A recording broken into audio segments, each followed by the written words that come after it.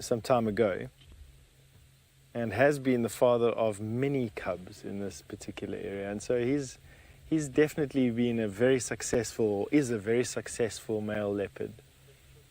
And apparently he's lying on a full-grown Nyala kill here. So he killed it last night. Ooh. So you saw that mouth open. Something's happening here. I think it's probably a hyena. But let's just give it some time and see what's popping out of the bushes here. So that was very similar to how you see your house cat or your dog show you the teeth, and those bright contrasting colors, the white teeth with the pink gums and the black lips, and the hissing noise is a very clear warning. It's a warning that he's not happy with something. Now, it could have been because there's something busy feeding on his carcass or something else. Very weird to see. Look what he's doing there. Not happy yet. Ooh. So we've got Rexon next to us in another car, and Rexon says there's a slender mongoose feeding on the kill, and that's why he's having that reaction. Isn't that the most bizarre thing? Now, slender mongoose is about 200, maybe 300 grams, and this leopard is maybe 80 kilograms. And so what would it be? 70 times, 60 to 70 times heavier than a slender mongoose, and he's having this reaction. Just share your kill, man. It's a full-grown Nyala, man. Stop being such a pig.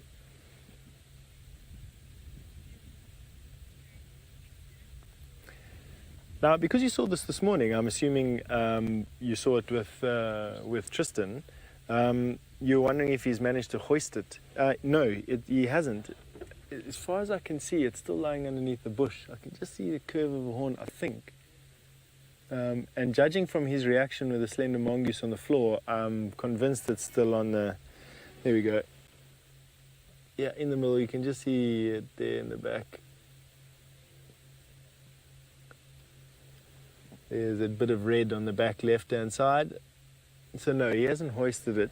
I doubt that he has even the strength to do that, but he's going to need to make a move soon, and I think that tree behind him, directly behind him, is probably going to be the best.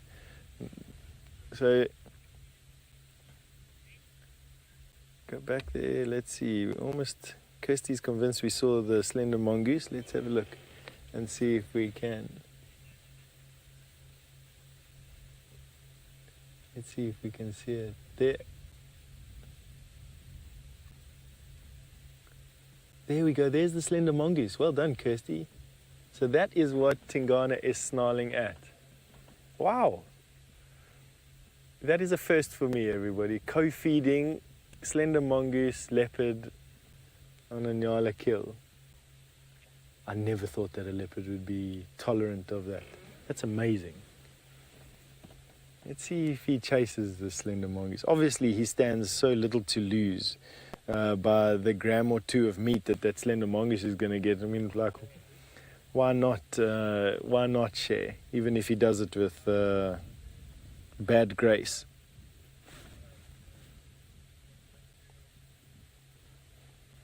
Now, he's breathing heavily because I'm assuming that he's managed to inhale a good quarter to half of this Nyala. You can see how full his belly is there. And that's pushing on his diaphragm and making his breath a bit shorter, but it's also creating, as it's fermenting in his belly and rotting basically, it's creating heat. And he's needing to pant to cool his body down while he digests it. And I think about, if you've been lucky enough in the past to have a really big meal, how you feel, and particularly having a really big meat meal, your belly distends and it's very uncomfortable. That's what he's feeling now. Now he'll probably hoist the kill if he can eat a little bit more of it, and then into the tree behind him. Anthony, you'd like to know why we haven't seen jackals and foxes yet? Good question, Anthony. So you're speaking about the scavengers. Now, there's a lot of hyena around here. There's also quite a few jackal. There are no foxes where we are here, but I'll group it all into scavengers, and I'm going to include vultures into that. You saw when we went to go and have a look at that slender mongoose above the kill that this kill is pretty much hidden underneath this bush, which means that vultures would have had a really difficult time seeing it, and predator or scavengers that react to vultures wouldn't have been able to react to this kill. So unless a scavenger was downwind and close enough for him to smell or them to smell this kill, they wouldn't come around. Today has also been very warm, and so hairy things like hyena are not going to move around if they don't have to. I do think that there is a hyena den close to where we are now, although we haven't managed to find it yet, but I'm hoping that we do. And I definitely think that they are going to come and visit this carcass tonight. And if Tingana wants to keep it, he's going to have to drag half plus of a full-grown Nyala carcass. So what is that? That's going to be 200 pounds or so of Nyala carcass, or lose it. And definitely the tree that he's sitting next to is not going to be sufficient to that. So unless he does move it, he's going to lose it. And leopard lose kills often to scavengers. Vultures, no vultures in the trees, mainly because I think they didn't see it. It's hidden from view. Some elephant trumpeting in the distance. Wow, what a brilliant afternoon. 2 leopard, fairly easy to find. Elephant bathing, leopard 2-shot.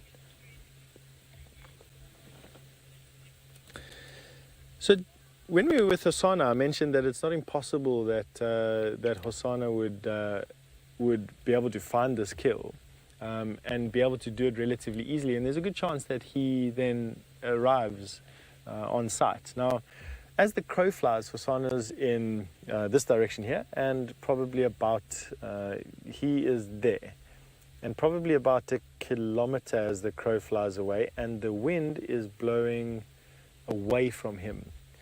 So there's a chance that he misses it. However, they have an unbelievable sense of where each other are in relation to, to anywhere on this particular area where they live. And I would imagine that Hosana knows that the last time he heard or smelt Tingana, he was in this area. And because he hasn't come out of this area, why not come and have a look here? The chance of sharing a meal is just too good a chance not to take up. And of course, if the wind swings direction, or he hears Tingana roaring, or he hears Tingana having a fight with hyena, he will come running. He's snarling again. I would imagine that slender mongoose is back eating his kill. He's a greedy guy. Considering the fact that he steals kills from his own son more often than not, he's definitely got some bad grace going there. Let's see if he chases that. I doubt he will. Belly full. I think he's just moaning.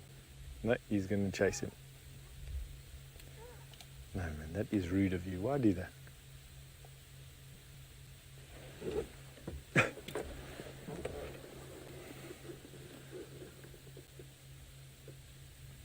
I hope you get constipation for a little bit.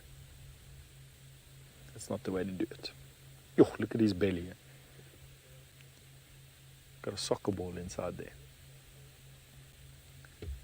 Now, I wouldn't say that he's quite double his son's weight, but he is probably easily 25-30% heavier. Now, we're going to stick around over here for a little bit. Why don't we go see what James is driving around with?